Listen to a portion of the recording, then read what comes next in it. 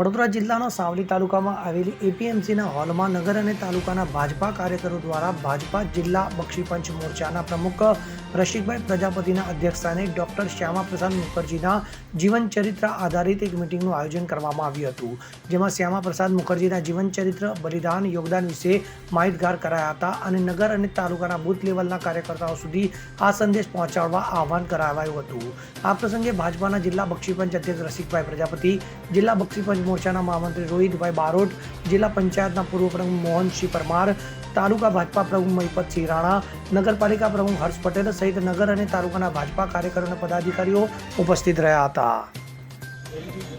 Doctor Shyamaprasad મુખર્જીના જે 23 તારીખથી લઈને અને 6 જુલાઈ સુધીના જે કાર્યક્રમના જન્મદિવસ સુધીના જે કાર્યક્રમો છે તેના સંદર્ભે આજે સાવલી તાલુકો અને સાવલી નગરના સૌ કાર્યકર્તા વચ્ચે જે ડૉક્ટર શ્યામાપ્રસાદ મુખર્જીએ જે બલિદાનો આપ્યા છે અને જે એમને ઓહરી છે તે વિશે વાત કરવા માટે અને એના જેને બૂથ લેવલ સુધી કાર્યક્રમો જે ભારતીય જનતા પાર્ટીના થાય તે વિશે કાર્યકર્તાઓનો જોશ સોંપી અને આ કાર્યક્રમ સાવલી તાલુકો અને નગરનો કરવામાં આવ્યો।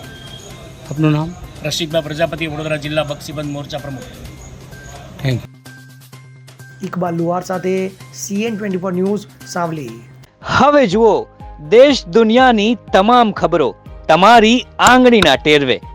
ઉઠાવો મોબાઈલ અને ગૂગલ પ્લે સ્ટોર પરથી ડાઉનલોડ કરો અમારી CN24 ન્યૂઝ મોબાઈલ એપ।